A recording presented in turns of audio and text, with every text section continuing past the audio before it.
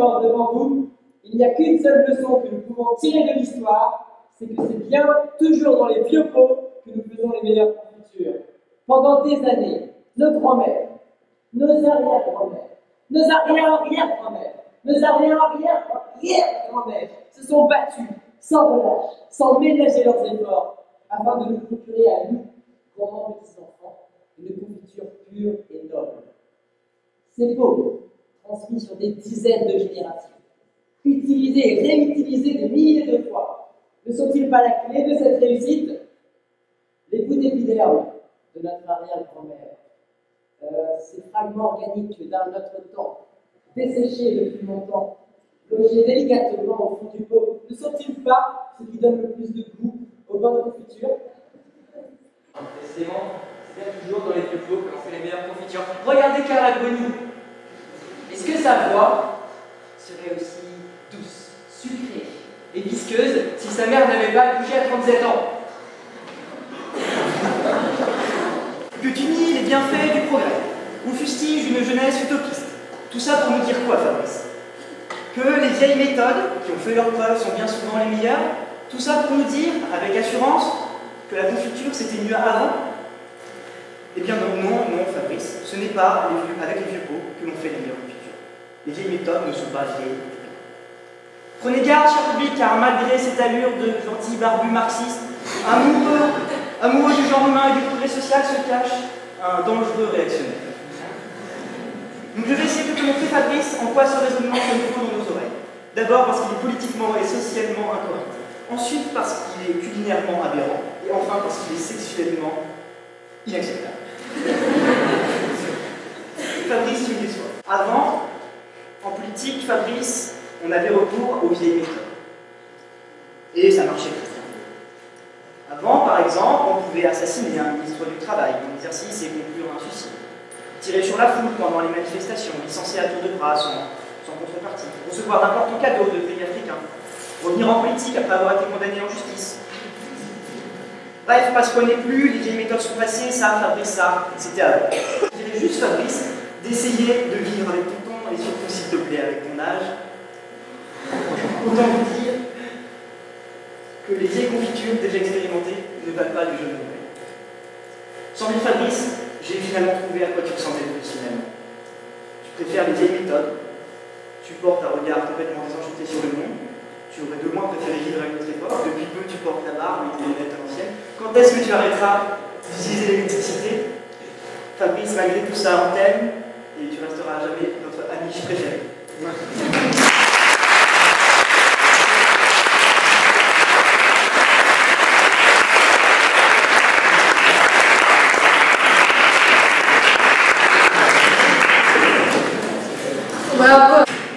Camarades scientifiques, il est dit qu'à vaincre sans péril, on triompherait sans gloire. Je prends les quelques minutes qui me sont accordées ici pour réfuter cette idée saugreuse. Vaincre sans péril, c'est se battre, ne pas rencontrer de difficultés, ou du moins de difficultés majeures, et gagner. Non, là je parle de vraies victoires, celles qui ont marqué l'histoire. Je prendrai l'exemple de la résistance française lors de la Seconde Guerre mondiale. Qui peut me dire qui a eu le plus de gloire? Ces combattants des forces françaises libres qui se sont courageusement battus au nom de leurs valeurs contre la répression, la torture et les représailles? Ou alors, ce cher général, pépère devant son micro de la BBC, a récité des poèmes? C'est Paris de Gaulle, évidemment. Ce sont toujours les chefs qui récoltent la victoire et dont on se souvient pour des siècles. Alors que s'il y a péril, ce sont toujours les gens sous leur commandement qui y sont confrontés. Cher public, bonsoir. Je voudrais aujourd'hui vous faire l'éloge du secret, car on ne triomphe jamais mieux que lorsque personne n'est au courant de notre succès. Le véritable triomphe, n'est-ce pas ce moment où vous savez au plus profond de vous-même que chacun de vos ennemis, un à un, va se conduire tout seul à sa propre perte, sans qu'il le sache et sans qu'aucun d'entre eux ne sache que c'est le fruit de votre volonté. Qui se venge en secret en fait gloire, disait très justement Corneille. Car il y a en effet la gloire publique que l'on reçoit, les ors, dès lors qu'il y a un seul spectateur à votre triomphe. Mais il y a aussi et surtout la gloire secrète, que nous seuls, nous-mêmes connaissons. Ah, vient après. C'est la cerise éphémère, et parfois même amère, sur le gâteau onctueux et délicat du triomphe.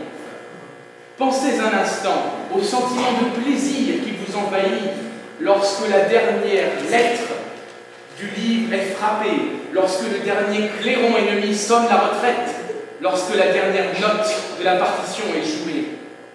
Ce plaisir est extrêmement plus intense que celui des fleurs, des flonflons et des cotillons. Alors vous l'aurez compris, il suffit souvent de se contenter de sa propre gloire, intime, secrète et personnelle. Faut-il toujours dire merci pour ce moment? Vaste programme. Pour ma part, je considère que la politesse est une qualité essentielle à tout à chacun. Pour remercier pour les moments vécus est primordial. Et je vais tâcher de vous le démontrer. Imaginez tout d'abord qu'un jour vous deveniez DRH d'une entreprise et que vous soyez chargé au choix de licencier du personnel. Eh bien, remerciez le salarié licencié pour le moment passé dans l'entreprise est tout à fait crucial. Prenons chacun un rôle au hasard. Je vais jouer le DRH, vous allez faire le salarié licencié. En somme, je parle, vous vous taisez. Une chose. J'aime suffisamment mes chemises pour vous prier de ne pas m'arracher la mienne. Il manquerait plus qu'il y ait des gauchistes dans l'Empire. Sans pression remerciement, l'échange pourrait donner quelque chose comme Martin. Les actionnaires d'Air France KLM ont décidé de vous éliminer et leur sentence est irrévocable. Personnellement, je vous conseille plutôt de remercier chaleureusement ce cher Martin pour ses longues années passées au service de l'entreprise, car comme Manuel, j'aime l'entreprise, et que si vous aviez dû écouter votre cœur, vous l'auriez gardé. Mais voilà, c'est un coup des Chinois. Enfin, je terminerai sur une situation plus légère qui vous arrive, je l'espère, peut-être plus fréquemment que les licenciements ou les repas de famille chez belle maman. Je parlais d'un soir où vous êtes fier comme Martha Ban, vous avez réussi à accompagner chez elle une charmante demoiselle. Enfin, pour mon contradicteur, le fait qu'elle soit charmante n'est pas non plus un critère essentiel. C'est un peu douce.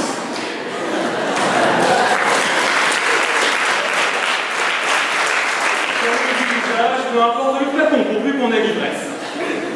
Ne vous inquiétez pas, je vais laisser le monopole des jeux de mots grivois et des calembours à mon contradicteur. Toujours est-il que vous passez une nuit horrible, et tandis que mon contradicteur partira tel le mâle dominant, le petit matin, vous, poli, et elle, jolie, resterez encore un peu. Mais au moment où elle commencera à s'attacher, on va se revoir bientôt du coup. Là, vous l'arrêterez et lui direz d'une voix grave, merci pour ce moment.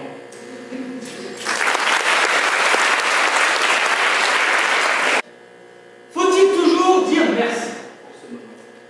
Question cruciale. Non pas qu'il ne faille pas remercier les membres du chapitre pour ces joutes tout aussi enivrantes les unes que les autres, mais plus. Parce que nous avons tous en mémoire un moment, une situation où pourvu de notre plus large sourire, nous avons remercié sans le penser le moins du monde. Oui, prenons un autre exemple de ces interminables repas chez votre belle-mère. Lassé de ces interrogatoires dignes de la Stasi de la grande époque, vous rêveriez vous épuiser. Pourtant, non seulement vous dégustez ces traditionnels choux de Bruxelles du dimanche soir, mais en plus vous la remerciez. Oui, évidemment, cher public, vous faites contre mauvaise fortune bon cœur. Oui, vous ne voulez perdre votre âme sœur. Quoi de pire que le célibat à durée indéterminée, seul CDI qu'un patron vous ferait encore signer? Quoi de pire que la seule et douce voix de Jean-Jacques Bourdin vous chuchotant le matin?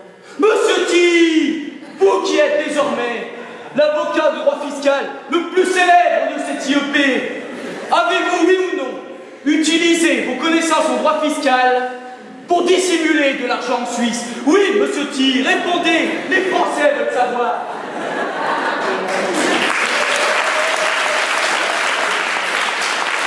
Selon un proverbe anglais, beaucoup remercier signifierait en demander davantage. Ainsi, en remerciant, vous ne feriez que satisfaire vos pulsions les plus primitives, vous pêcheriez par plaisir obsessionnel. Mes chers publics, plutôt que de semer les graines de l'adultère, préférez cultiver votre jardin.